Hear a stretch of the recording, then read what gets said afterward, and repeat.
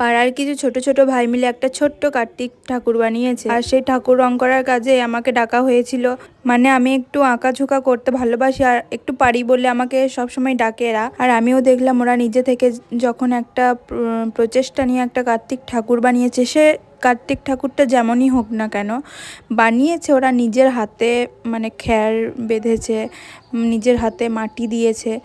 ওইটুকুটুকু ছেলে আর এর থেকে ভালো কতটাই বা পারবে। তো আমার তো ভীষণ ভালো লেগেছে। আমি জানি অনেক একটু ভুল ত্রুটি তো আছে অবশ্য, তো আমি তাদের এই প্রচেষ্টায় একটু সহযোগিতা করার জন্য আমিও চলে গেলাম রং তুলি নিয়ে। আর তারা একটা সাদা রং আর একটা নীল রঙই এনেছিল, বাকি যা রং বা তুলির কাজগুলো সব আমি নিয়ে গিয়েছিলাম, কারণ তাদেরকে একটু সাহায্য করার আমারও তো কর্তব্য বলো। আর আমি এখন ঠাকুরের চোখটা আঁকছি, আর ছোট ছোট ভাইদের জন্যই কিন্তু আজ আমি প্রথম কোনো ঠাকুরের চক্ষুদান করতে পারছি। তো যাই হোক, আমার চোখে তো একটা সেরা ঠাকুর বানিয়েছে ওরা। ছোট ছোট হলেও যে এতটা সুন্দর ওরা করতে পেরেছে। আমাদের তো আর একদিন পরই নবান, তো সেই জন্যই আর কি ঠাকুর করার এত ঝোঁক। তো আমাদের গ্রামে আর একটা ঠাকুর হয়েছে, আর সেখানে বড় করে অনুষ্ঠানও হবে, মানে বাউল।